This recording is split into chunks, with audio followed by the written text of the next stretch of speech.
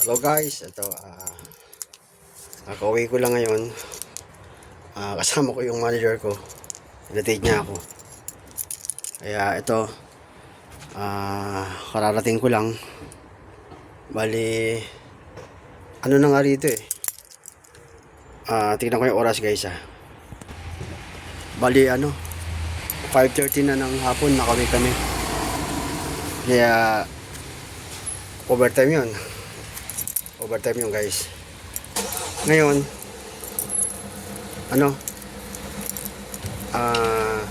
ito na, papasok na ako sa loob ng bahay. Kararating ko nga lang eh. Tara.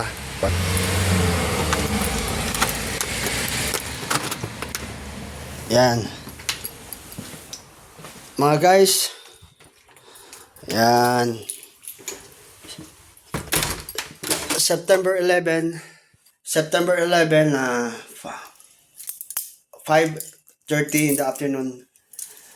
Dito sa UK, England. Kaya muli, samahan nyo ako sa panibago na namang gagawin ko sa pag-uwi na to. At kagaya ng dati,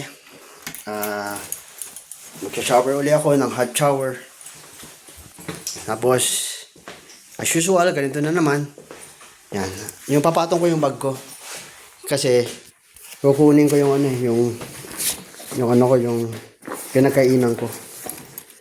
Kung di ako nagkakamali, meron pang natirang itlog. Tingnan ko guys kung pero alam ko makakain ko pa siya. Ayan. May laman yan itlog. Mamaya pagbaba ko, kakainin ko. Kasi, pasensya na guys kasi plastic lang yung lagayan ko, plastic. Ayan. Poboy tayo poboy. Ayan. Diyan mamaya, babalikan ko yan. Babalikan ko. Kasi nandyan yung yung baon ko yung Tupperware. Balikan ko yan. Akit tayo sa taas ulit. Yan. Kaya, samahan nyo uli ako. Yan. Ay, eto guys yung paborito kong tanawin dito sa bahay, yung sa likod. Diba?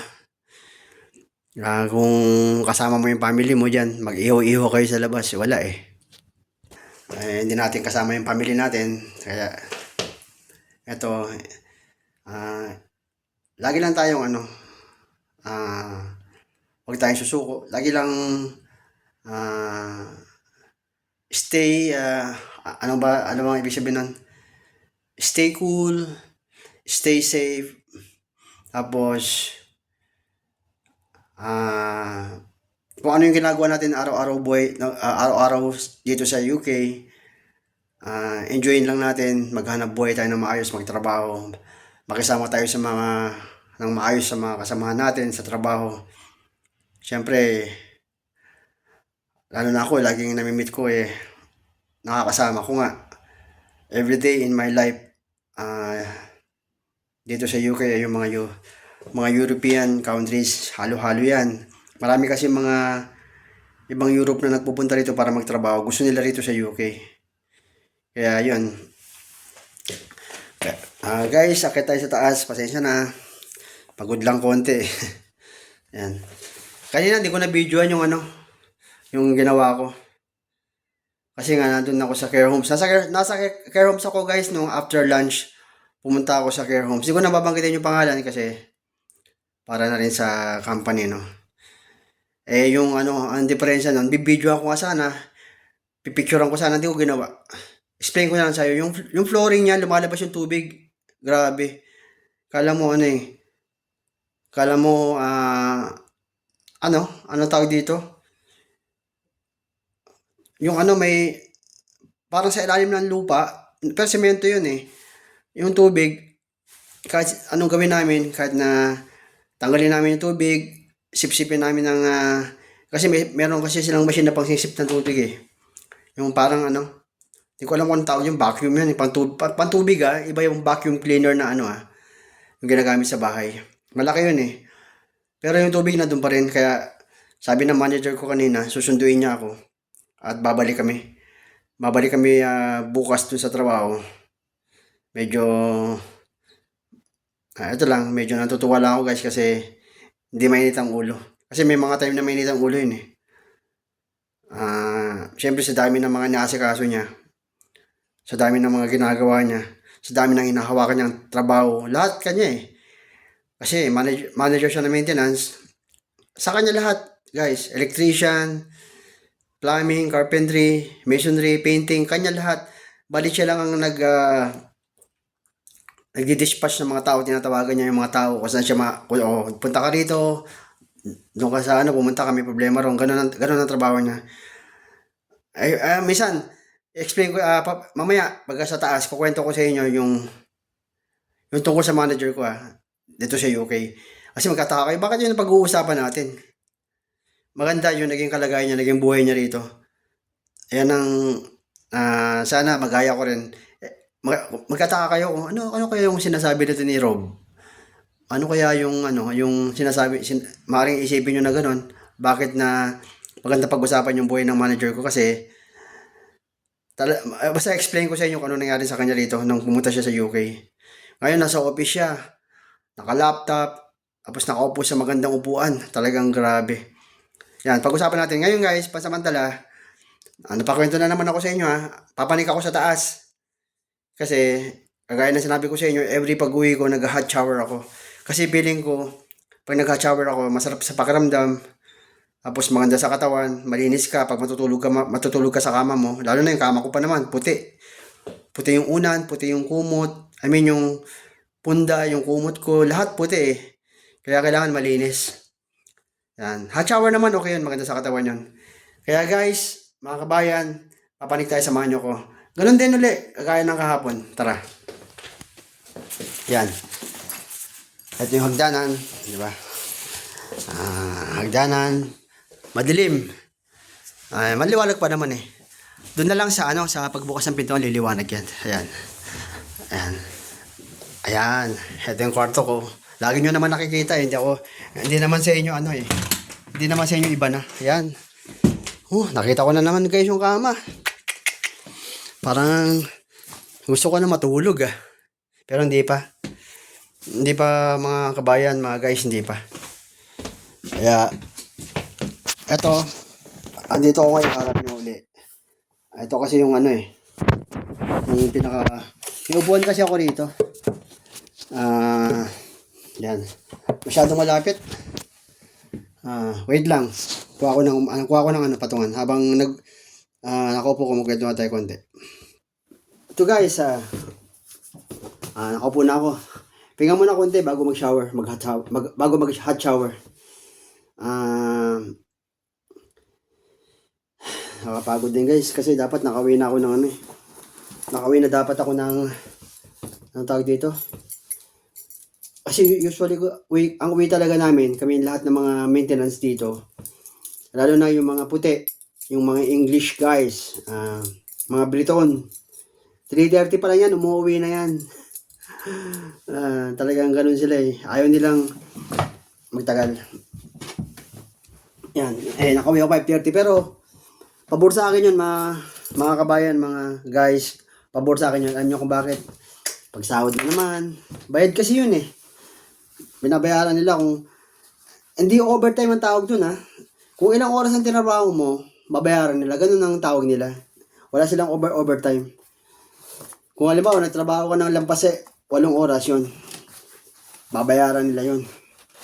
Kaya, masaya ako guys kasi pagsahod na naman. Pero syempre, tawag dito. Kahit na pag sumahod ka, di ba? Syempre may pera ka. Kailangan pa rin na huwag masyadong magastos, mahirap. Mahirap maggastos. Tama lang. Basta yung nakakain ka araw-araw, tapos napapadala mo yung pamilya mo para sa kanila. Di ba tinuro yun sa mga OFW? Sa PUEA, sa PIDOS, di ba? Sa PIDOS. Tinuro yun Kasi marami kasi mga OFW. Matatagal na sa ibang bansa pero pag-uwi, wala namang nangyari sa pinaghirapan nila. Ako, di ko naman sinasabing na di ko naman sinasabing ganun na may pera tayo, walang ganon. Ang ibig ko sabihin, kailangan sa pagkatrabaho natin, dapat, sinupin natin, di ba? Lalo na, nabigyan ako ng chance dito magtrabaho sa UK. Alam naman natin ang sahod dito, di ba? Kahit i-check nyo sa Google kung magkano ang sahod ng mga maintenance per hour. Kaya di ko nababanggitin kung magkano sahod ko. Gusto ko sana pag-usapan natin yun sa sahod Pinag-iisipan ko ba guys kasi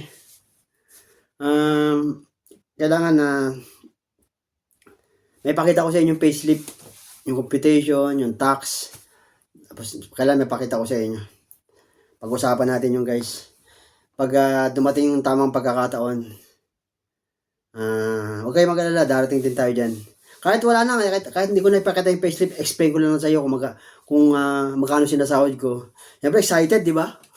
Kung magkano sahod dito, magkano ang sahod ng ito? Tawag dito. Yung unang sahod ko, kukwento ko sa inyo. Magugulat ka ba? Grabe yung unang sahod ko. Nung dumating ako dito. Hindi kayo maniniwala. Baka sabihin nyo, yabang naman nito ni Kabayan. Yabang naman nito ni Rob. Pero, totoo. Mamaya, pag may time, magkwentuhan tayo. Ngayon, kagaya na sinabi ko, pupunta muna ako sa bathroom, mag-shower ako. Tapos, di ba, syempre, kakain ako ng hapunan kasi medyo late na nga.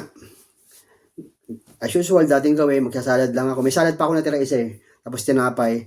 Tapos, green tea. Pagkatapos nun, pag-uusapan natin yung tungkol sa unang sahod ko, yung unang sahod lang. Kasi, hindi ko na-explain sa inyo lahat. Yung kada buwan na sahod ko, hindi na. Yung una lang kasi, exciting yun guys, kung magkano sinahod ko, grabe. Bibigyan ko ng kulo Tinalo ko pa ang manager ng bangko sa sahod. Hindi ako nagmamayabang, nagsasabi lang akong totoo. Ulitin ko, alam nyo yan, pag tinignan nyo sa Google, search nyo lang kung magkano ang sahod ng maintenance, carpenter, maintenance painter per hour. Makikita nyo kung magkano sahod. Mamaya, abangan nyo guys. Nga pala, nakalimutan ko yung bintana, di ba? Tignan nyo, pag darating ako, binubuksan ko yan Paboritong area ko to. Yan. Kasi, wow! Nandiyan na naman yung lamig, kumatok na naman. Sobra guys, paborito ko tong sa kwarto ko itong area na to, bintana na to. Yan.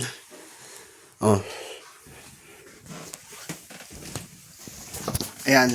Paano mga kabayan, mga guys? Mali, mamaya tuloy natin. Mag-hot shower muna ako. Tapos mamaya tuloy natin.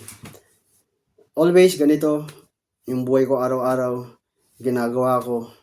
Sana pagpasensya nyo na kung ito lang yung nabablog ko sa araw-araw ng buhay ko. Kasi ganito lang naman ang buhay ko rito. Gigising ng umaga, di ba nakita nyo yung sa vlog ko, gigising ng umaga. Pagkatapos yun nga, ganun din. Mag-shower muna, tapos mag-almusal, tapos magbibihis, tapos pagkaba na naman sa baba, di ba? Habang naghihintay, nagkukwento ko sa inyo. Kagaya ng ganito. Yan. Kaya mamaya, babalikan ko kayo. Mag-hot shower muna ako. Sige. Wait lang kayo guys, babalik ako. Salamat.